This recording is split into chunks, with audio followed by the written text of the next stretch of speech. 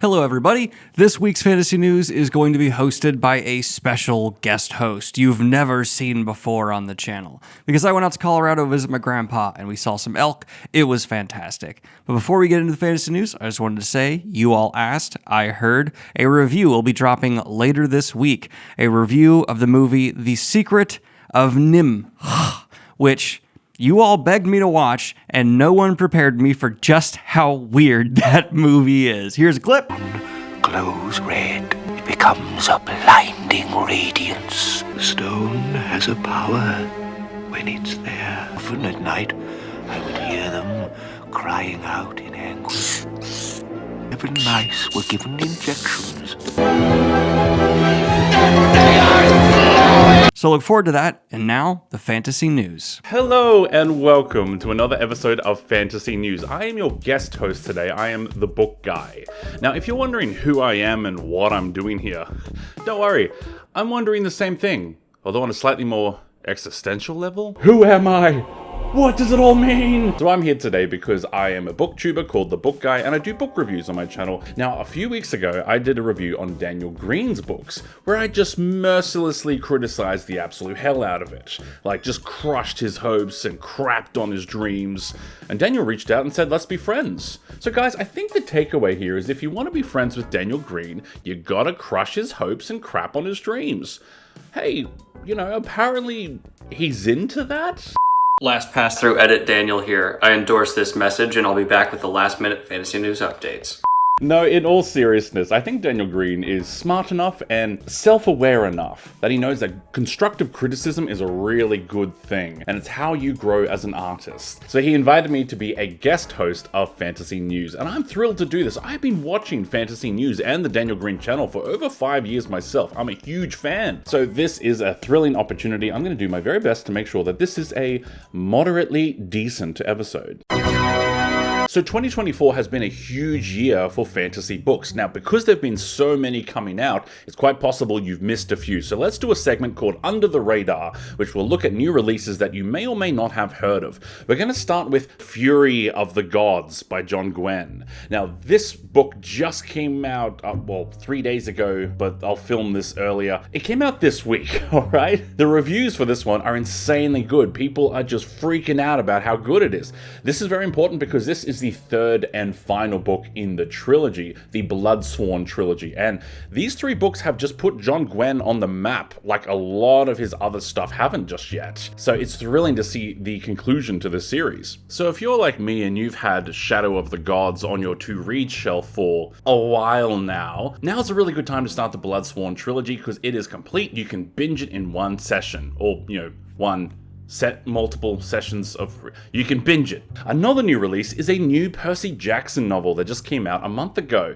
Now, I'm thrilled about this. I think that books for kids should be given a bit more legitimacy in the fantasy community, and Percy Jackson is really the pinnacle of middle grade fiction. As much as Percy Jackson is a household name, I still think it's underhyped as a series. Now, the reason why this Percy Jackson novel is pretty special is because it's continuing the original Percy Jackson series. Now, I know there's something like 25 Percy Jackson novels in that universe right now. And let me just clarify in case you're interested. So there are the original 5 Percy Jackson novels, and that's where Percy Jackson is the main character. It is his story. But afterwards we have the Heroes of Olympus series and the Kane Chronicles, which has Percy Jackson as a secondary protagonist. So he's kind of lower down on the rank.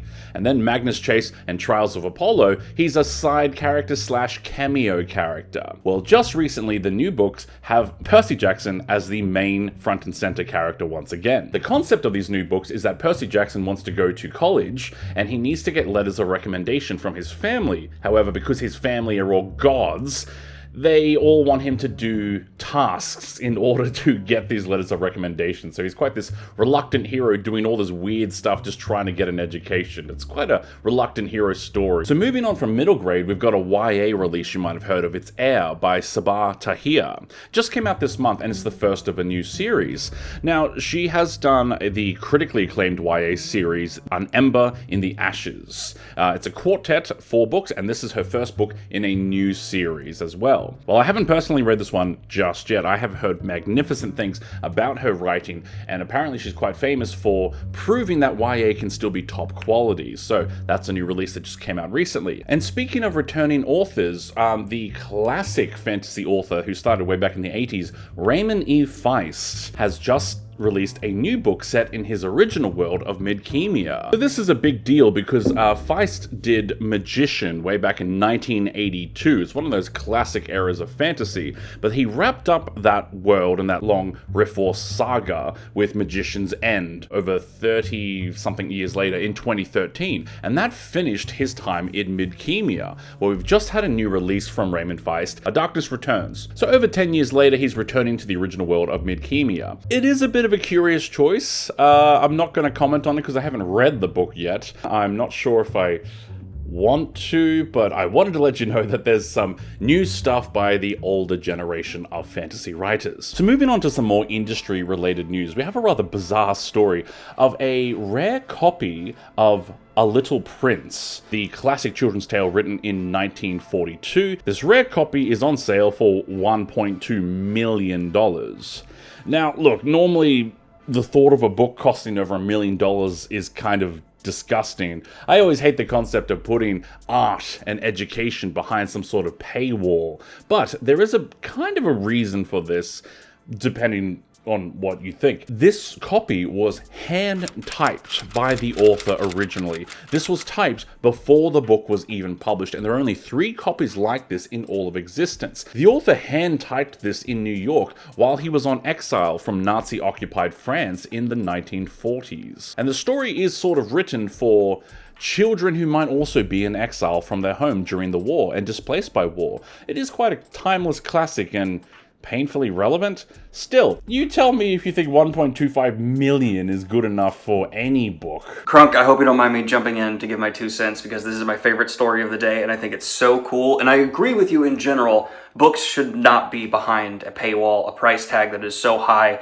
it becomes restrictive for people who can't afford it. But The Little Prince is available for incredibly cheap online, and I'm hoping whoever acquires this does scan and upload whatever is contained within it. But I don't think you're necessarily paying for just a book here. Well, this is hand-typed by the author, writing one of the most important books in children's literature, maybe fantasy literature, while they were on the run from the most evil people in history, with hand-drawn sketches in it and notes about it.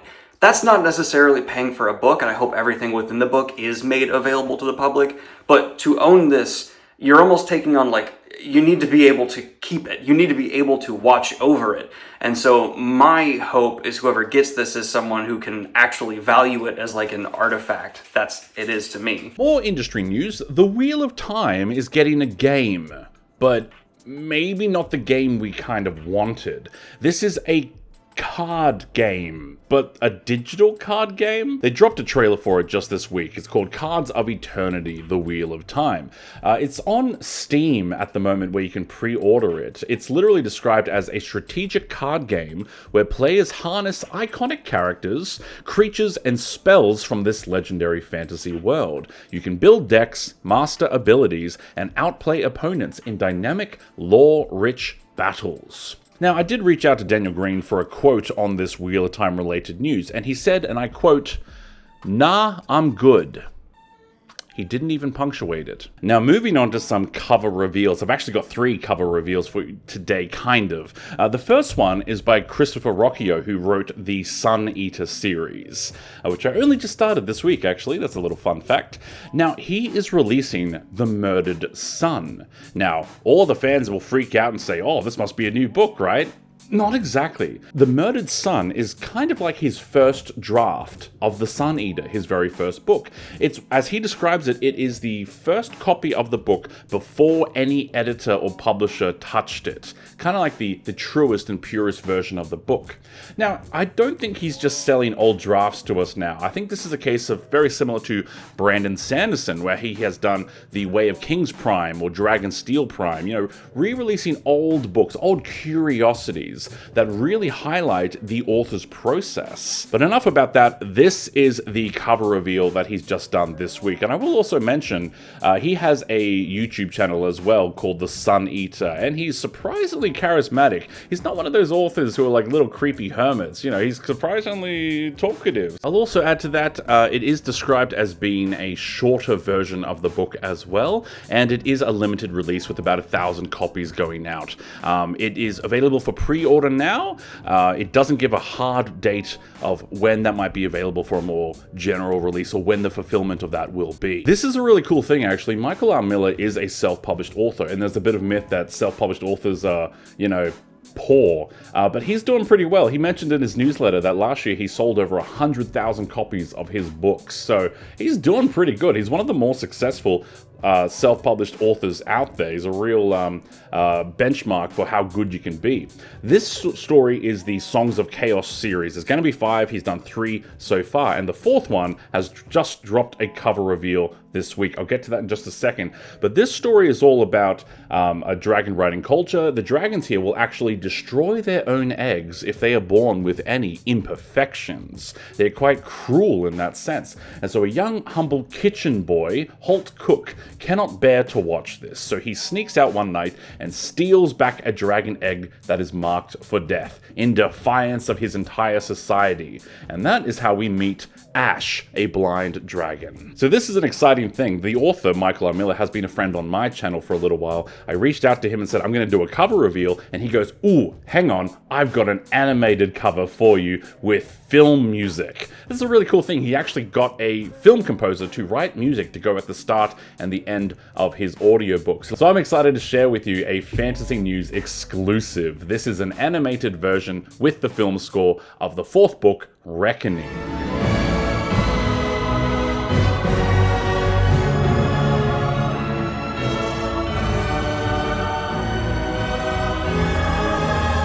Pretty good, right? How good are his covers, though? He's got that high definition oil painting covers. They're so much fun to look at.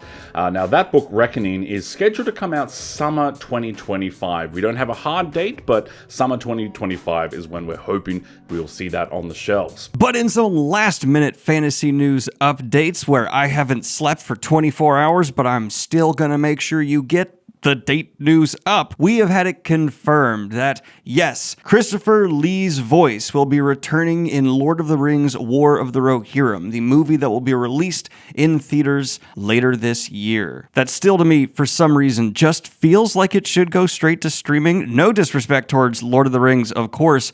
I'm just not used to seeing an animated film of this kind go to the theaters in the United States. Am I crazy? Now, to be clear, this was not done with AI. I know a whole bunch of you just clinched hearing that, thinking, oh God, please no. But instead, they went back into the archives of a bunch of recordings they have of Christopher Lee reading lines. And there's one line from The Hobbit that they're going to use in War of the Rohirrim as a line for Saruman. You know, when we reached out to Gita, Lady Lee, who's sadly no longer with us, but is now with her beloved, I like to think, she honestly, she said the thing that I think Peter felt in his heart was that actually Sir Christopher would have wanted this. And so we went into his records. We based it on a line from The Hobbit, "Are you in need of assistance, my lady?" Something like that, a version of that line. It doesn't sound like he's going to be in it a lot. Instead, maybe more of a character in a council scene and says something that's just going to be, oh, that's him saying that line. How smooth it'll be in the script, how well it'll actually blend, who knows? But there is something that just feels nice knowing they at least did not use AI for this or recast the voice of Saruman, which they even note in this interview they couldn't really do. Christopher Lee's voice is distinct. All right, now take it back, Kronk. But moving on from that, let's continue talking about upcoming releases. So some new books coming out very soon. So we have The Devils by Joe Abercrombie. Now you'll know him. He did the First Law world. You know there are 10 books now in the First Law world. It's crazy. He's pretty big. Now, he hasn't done too much outside of that world, just the Shattered Seas trilogy, but he's now starting a new series, starting with The Devils. This is actually big and relevant news because Joe Abercrombie just announced that his old friend and narrator who has narrated all of the First Law books, Stephen Pacy, will be coming back to narrate The Devils, his new book. And that is coming out, it is the 6th of May, or May the 6th. I don't know, I'm Australian. I do it the other way. Alright, so May the 6th, we've got a new Joe Abercrombie book coming out, narrated by the old guy. Check it out. I do have one more I want to recommend, and it's actually mine. I've done a book launch for the Immortal Investigations on Kickstarter. So it's 3 books all at once. Why 3 books? Well, because I severely underestimated how much work was involved.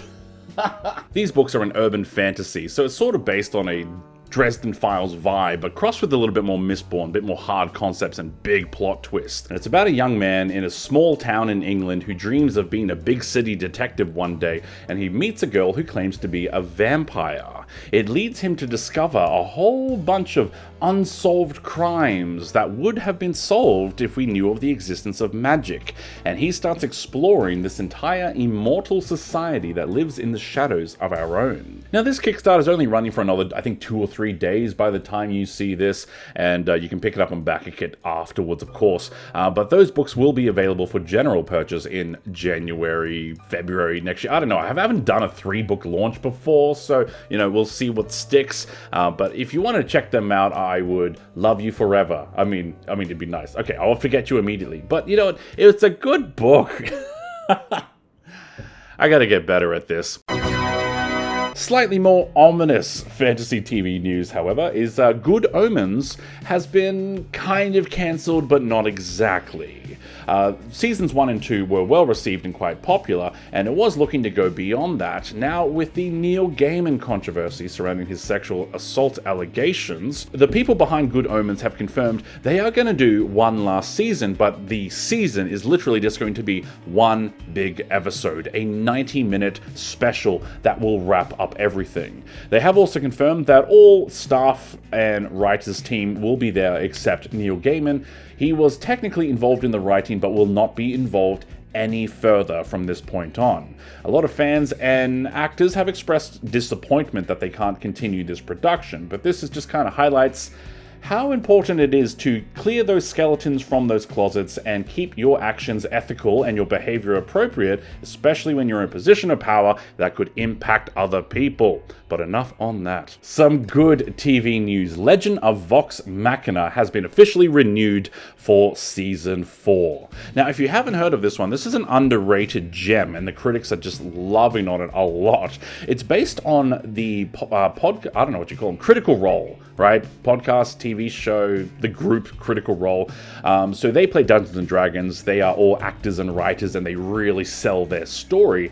The TV show Vox Machina is based off the first campaign that Critical Role played together, and it's doing very well. Critical Role have wholly endorsed this show and given it their full support as well. But that brings me to a point I wanted to make. We have a lot of big fantasy shows that occupy so much space in the public conscious and in TV and production. It's a whole thing. But we also have these undiscovered gems that are often better stories. So I would actually really love to hear everyone's opinion on this. If you have a show that you think is easily better than Rings of Power and it's frustrating you that no one's talking about it, let us know in the comments below. And everyone go have a look, go find a new show recommendation and try out a small undiscovered fantasy gem. One last segment here. Daniel likes to do an indie author spotlight, and I'm actually happy that I can do that today. Although technically I talked about Michael R. Miller and me, but here's another one. So this series right here is by an indie author, Sarah Kate Ishii. This is the Dynasty Code series, starting with Origin Curse and moving into Dark Tides. This is Japanese-based mythology with Japanese pirates, culture, history, and a whole lot of fantasy magic. The author, Sarah Ishii, actually worked as an editor for several years before she went into publishing herself, and is able to craft some absolutely gorgeous prose. As in, how does it compare to Patrick Rothfuss's prose? Well, I would say Rothfuss wishes he could.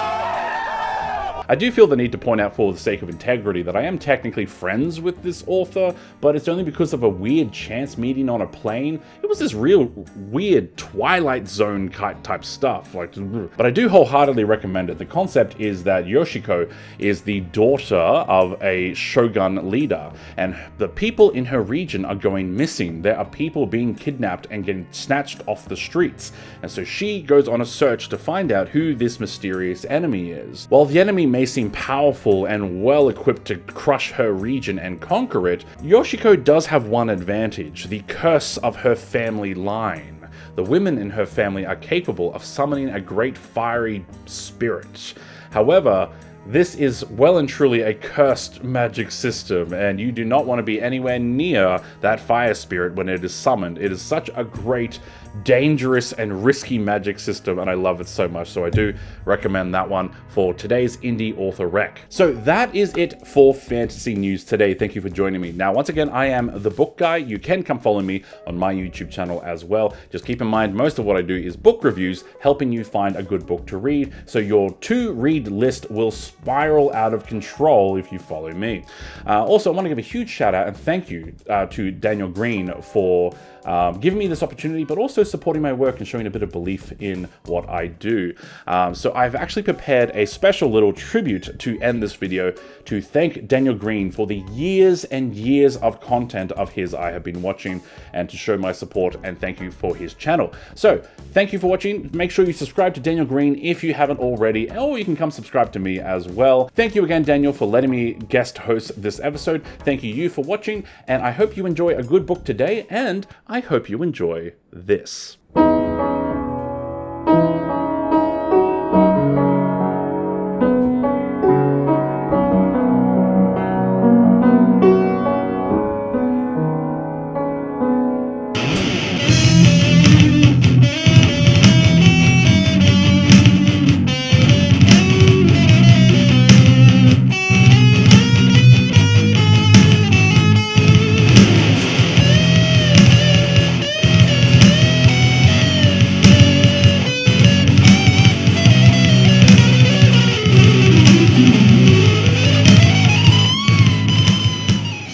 Also, everyone say hi to my cat, Nynaeve.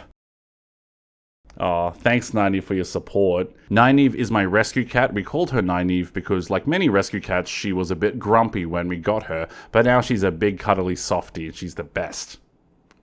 Good girl. Oh, yes, I love you too. Do the roar. Oh, good girl.